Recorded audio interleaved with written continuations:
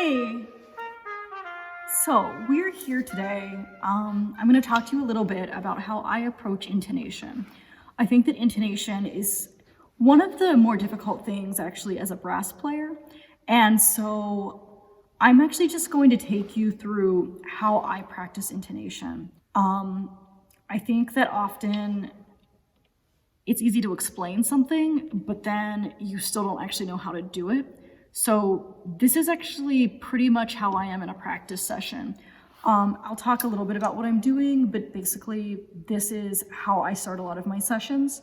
I find that a lot of brass players, we play this instrument because we like how it sounds, and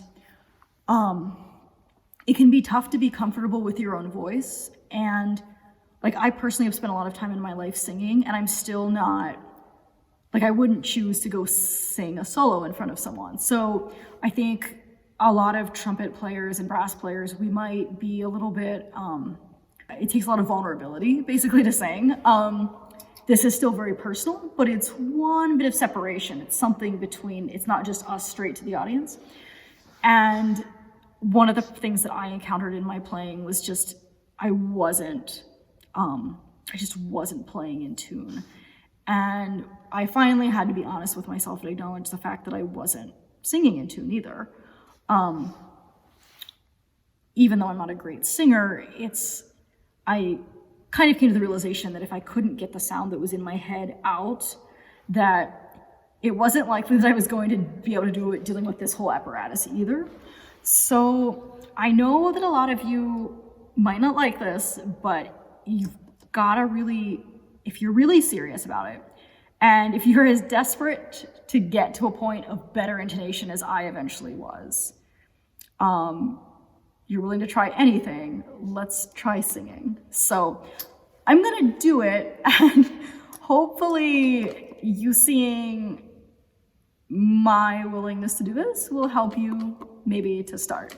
All right, so one of the things about starting at the piano with singing is that it does force us to just be musicians.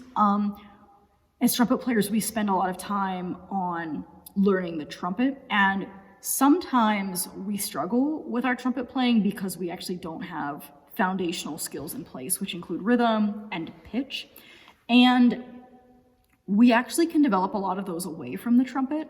So I know that not everyone has a piano. In a minute here, I'm actually gonna show you my piano app so that you can use that for your practice, but I'll start here, do the singing, and then I'll show you the app, because that's a really great option when you don't have a piano present. So here's just a sample of what I might do.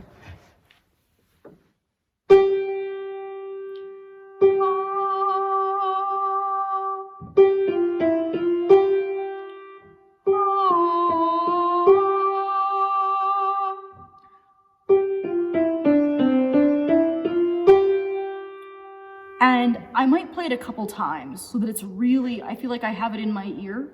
This is a really simple pattern. It might seem like, oh, it's not necessary to listen. I think it is, so do it a couple times.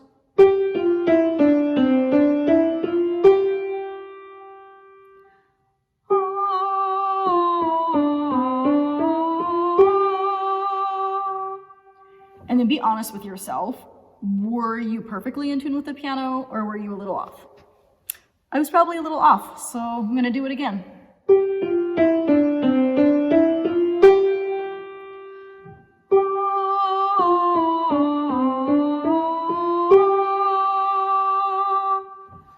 Okay, now I'm not gonna play every single note. I'm not gonna play G all the way to C and back up. I'm gonna play G, I'm gonna play the C in the middle, and then the G at the end, so that I'm a little bit more accountable for the pitches in between.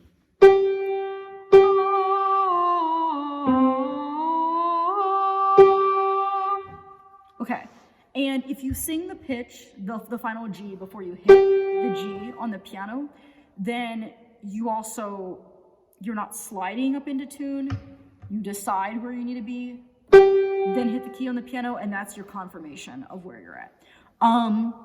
Okay, so I know it's a lot of explanation, but that's kind of a good way to approach it. You might add some intervals, like you might do thirds. So that's just skipping every other note.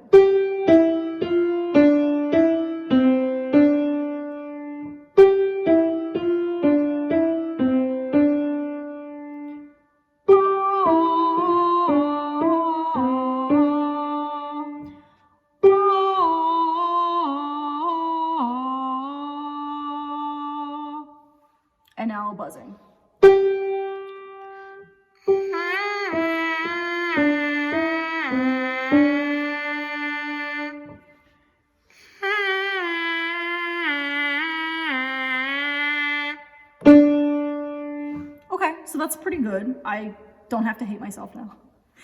Let's do it again.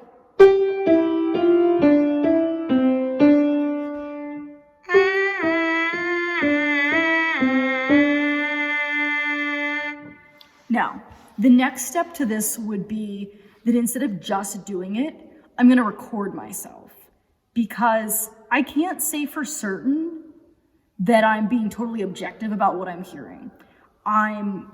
I feel like I'm fairly in tune with the piano. I'm singing fairly well in tune. I'm buzzing fairly well in tune, but it's not perfect.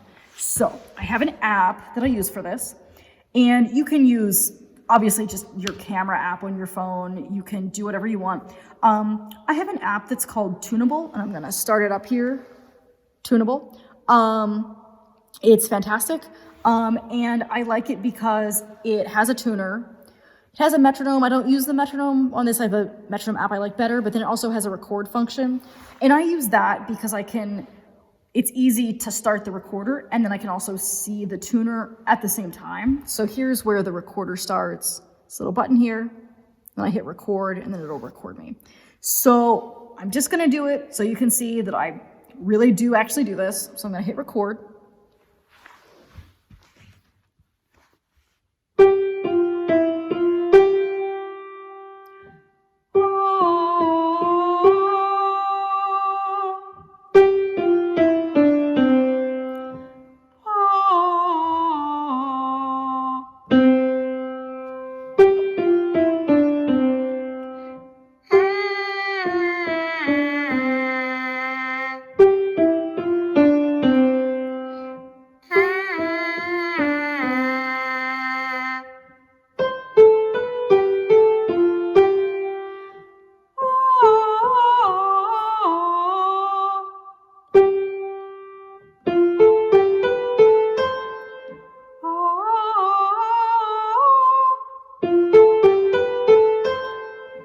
So I decided to mess with myself. Instead of playing in the key of F entirely, I played a note that was out of the key, so this.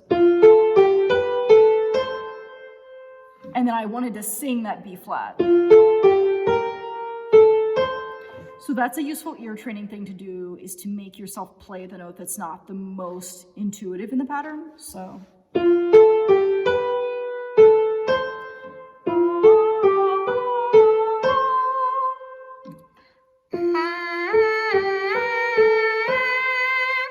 That wasn't good.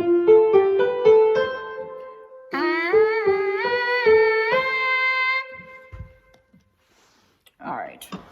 And now I'm going to force myself to listen to this, because I need to know what I actually need to improve. Maybe it sounded okay to me in the moment. Of course, I'm making a video, so I'm distracted by that. So now it's like we need to be honest with ourselves and hear the feedback.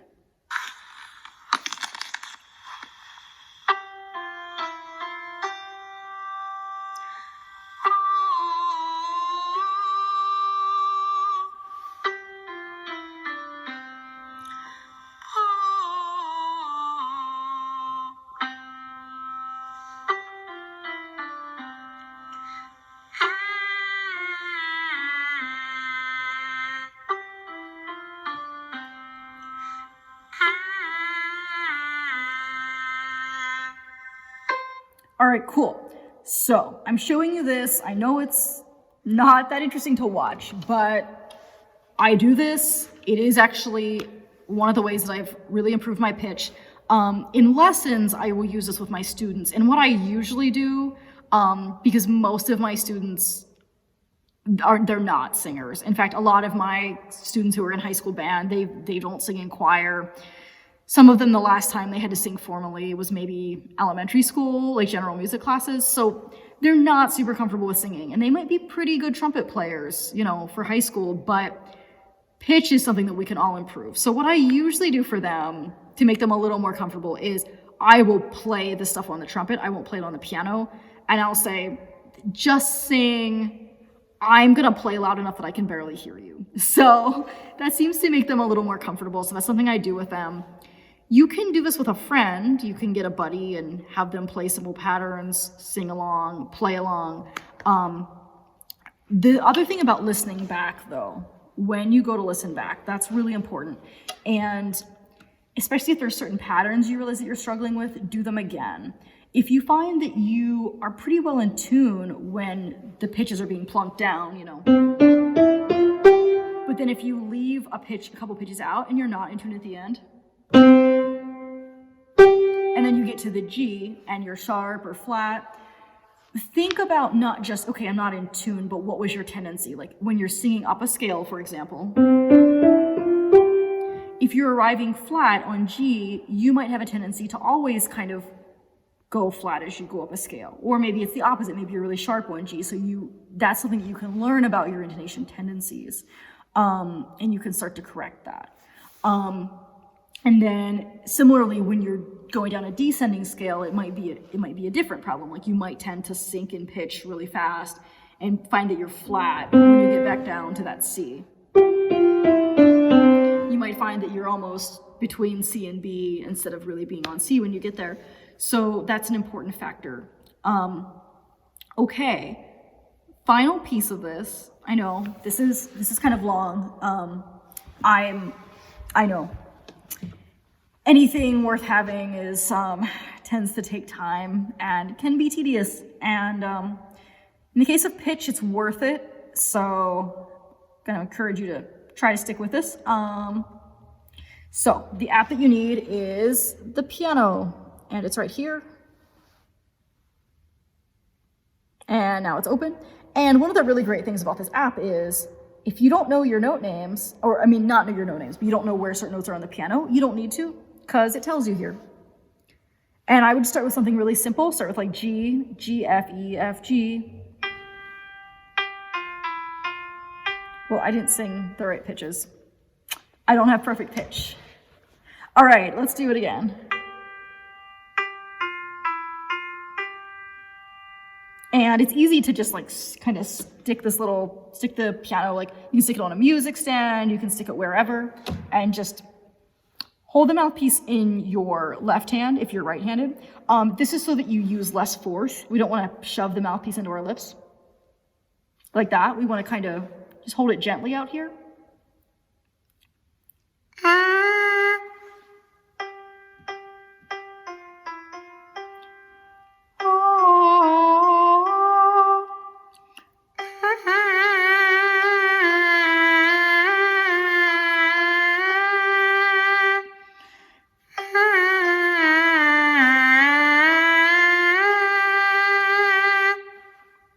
All right, so get the piano app. It's flipping. Even if you own a piano, like a good piano, actually sometimes this is really nice because you don't have to actually go over to the piano, just plunk down a couple notes, play it, and you're done. It's great if you're practicing outside. You know, I grew up in the 90s, so I liked having like my individual tuner and my individual metronome and all of those things. But one of the really awesome things about having everything on my phone is that I will still sometimes use like my big tuner, my big metronome, but I also can choose to, like, you know, especially if I'm on the road or I just need to grab my trumpet and just go into a separate room for a few minutes to play. I'm never without my metronome and tuner. Like, I can always have that. So that is an aspect of technology that I'm just incredibly thankful for, are those apps. I always have those tools with me. So yeah, get those tools. I'll put those in the notes, but Tunable and the piano app. Piano is free. Tunable is maybe $4 if you want the better version of it. So, all right, that is everything for now. Go work on it.